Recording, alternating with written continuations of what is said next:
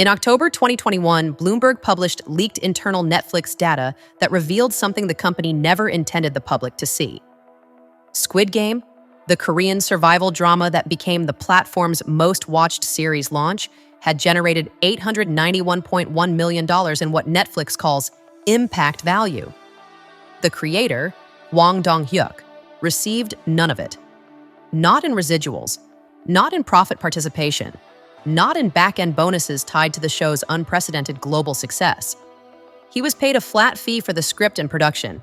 That was the deal. That was the entire deal. This wasn't an oversight in contract negotiation. It wasn't a mistake by Hwang's representatives. It was the design. The cost-plus model, Netflix's standard contract structure for original content, functions as a legal mechanism to transfer all financial upside to the platform while capping creator compensation at a predetermined rate. To understand how a show can generate nearly $1 billion in measurable value while its creator sees none of that return, we need to examine the contract that made it possible. The cost-plus model works like this. Netflix pays the full production budget for a series, then adds a premium, typically between 10 and 30%, on top of those costs. In exchange, they acquire all rights to the content in perpetuity. No residuals, no profit sharing, no ownership stake for the creator. The plus is presented as compensation for giving up future earnings. But here's the structural problem. That premium is calculated before anyone knows whether the show will succeed. Hwang negotiated his deal in 2019, when Squid Game was an unproven concept that had been rejected by Korean studios for over a decade. Netflix offered the standard rate for a Korean production. He accepted. The contract included no performance triggers, no renegotiation clauses, no back-end participation if the show became a global phenomenon. Compare this to the studio system of the 1930s. Under the option contract model, actors signed multi-year exclusive deals with a single studio. They received fixed salaries regardless of how many films they made or how successful those films became. The studio owned their work. The studio owned their image. The studio could loan them to other studios for profit while paying them their base rate. Both systems operate on the same principle: transfer all risk to the entity with capital, but ensure all reward stays there as well. The 7-year contract trapped talent by controlling their ability to work elsewhere. The cost-plus contract traps talent by eliminating the financial incentive to negotiate for ownership. When you're an emerging creator, when you've spent 10 years trying to get a project made, you don't have leverage to demand back-end participation. You need the deal to happen. Netflix understands this. The model depends on it. Hwang himself admitted in interviews that he made seasons 2 and 3 for the money, because season 1 paid so little relative to its success. The irony is that those sequels operate under the same contract structure.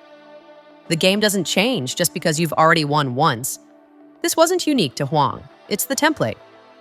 Netflix, Amazon, Apple, and other streamers use variations of Cost Plus to acquire global content at rates that would be unthinkable for creators with union protections or established track records. The efficiency is remarkable.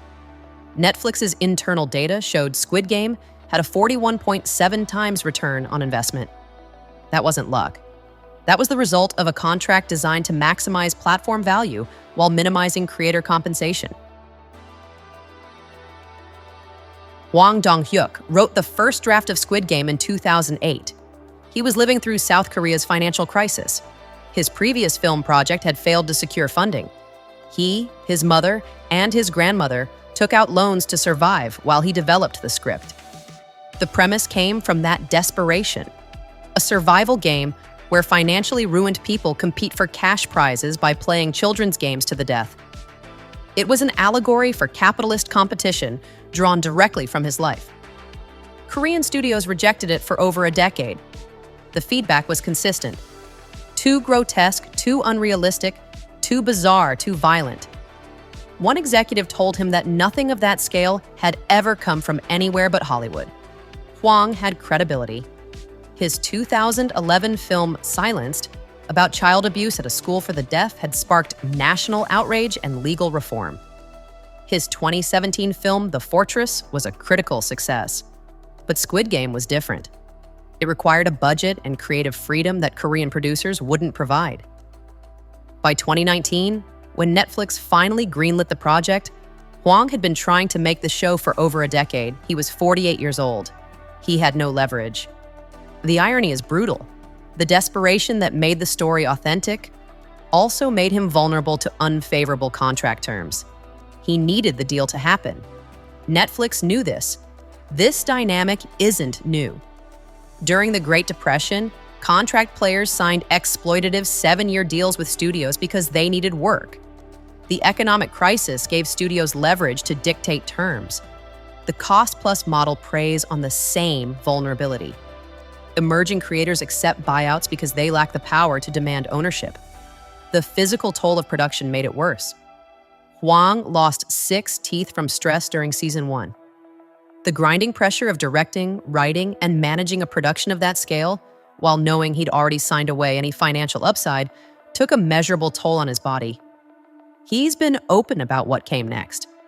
When Netflix approached him about seasons 2 and 3, he agreed because I made so little from season 1. The sequels were shot back-to-back, intensifying the physical demands. But the contract structure remained the same. This is the human cost of the system. A creator spends 10 years developing a project. He survives on family loans. He finally gets the opportunity. He signs the only deal available. The show becomes the biggest launch in Netflix history. And the financial reward goes almost entirely to the platform. Hwang's vulnerability wasn't unique. It was the precondition the model requires. Netflix targets markets like South Korea, where labor protections are weaker and creators have fewer negotiating tools. The efficiency is strategic. Acquire content in non-union territories at rates that established Hollywood talent would never accept. The game was always designed this way. The question is whether the player understands the rules before they agree to play. In 1948, the Supreme Court ruled in United States versus Paramount Pictures that the studio system violated antitrust law. The logic was straightforward. Studios couldn't own both production facilities and theater chains because it eliminated competition. If MGM made a film and owned the theaters where it played, no rival studio could compete for that screen time. The court forced the Big Five to divest their theaters. The monopoly was broken. What Netflix has built is structurally identical to what the Paramount decrees were designed to prevent. They produce content through deals with creators. They control the platform where that content is consumed. No competing distributor can bid for Squid Game because Netflix owns it and the only place it exists.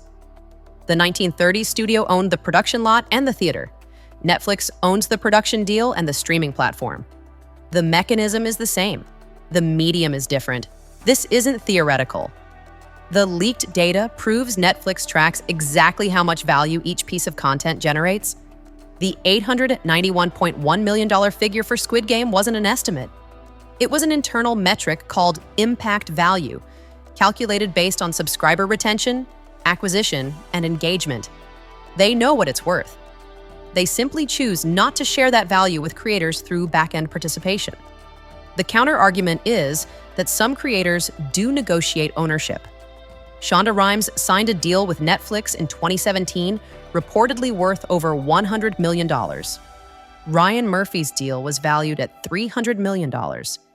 Both include back-end participation and ownership stakes. This doesn't contradict the thesis. It proves it.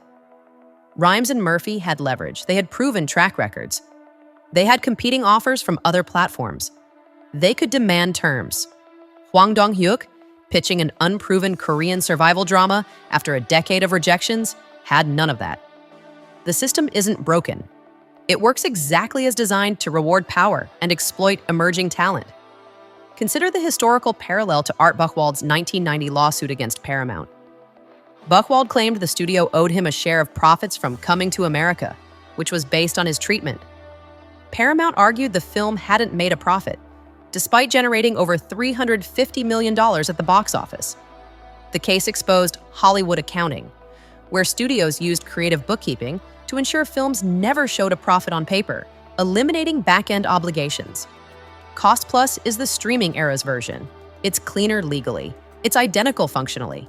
Instead of manipulating profit calculations after the fact, The contract eliminates profit participation from the beginning. The creator gets a premium upfront. The platform keeps everything else. The efficiency is further amplified by targeting non-union markets. South Korea doesn't have the same guild protections as Hollywood.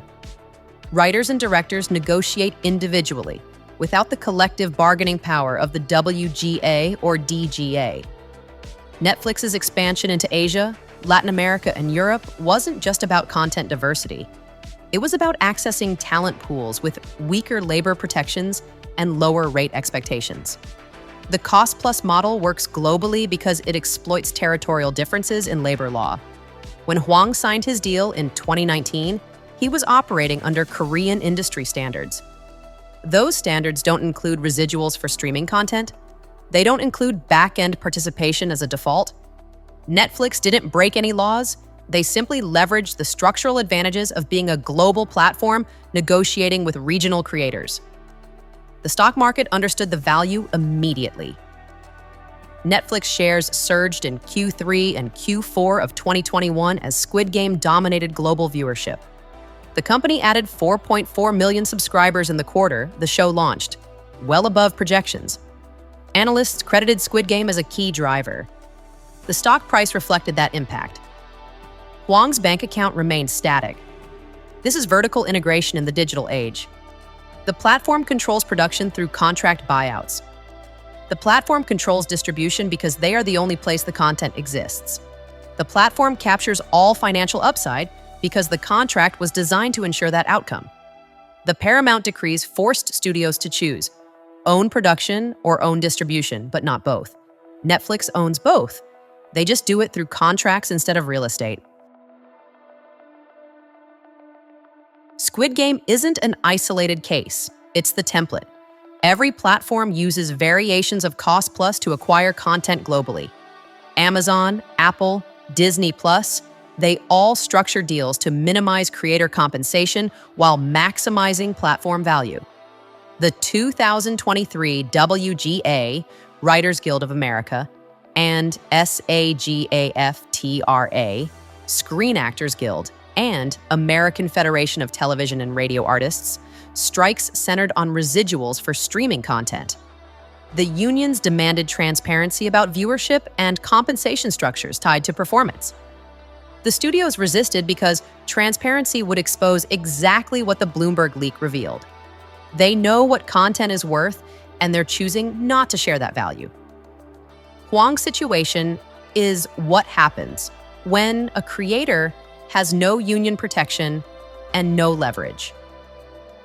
The impact value metric is the smoking gun. It proves that platforms track content value internally with precision. They measure subscriber retention, they calculate return on investment, they know exactly how much a show contributes to the bottom line. They simply choose not to structure contracts that share that upside with creators. The stock price evidence reinforces this. When a show like Squid Game drives subscriber growth, shareholders benefit immediately. The creator who made the show possible does not. This isn't a bug in the system. It's the system functioning as intended. The question for the current era is whether the forces that broke the original studio system will be necessary again. The Paramount decrees required government intervention. The collapse of the 7-year contract required talent rebellion and legal challenges like Olivia de Havilland's 1943 lawsuit. Streaming platforms have rebuilt the same power structure through different mechanisms. They don't own theaters, they own the platform. They don't sign 7-year contracts, they sign perpetual rights buyouts. The control is identical. The methods are updated. For creators, the lesson is clear. The game is designed to transfer value upward. The platform has the data. The platform has the leverage. The platform writes the contract.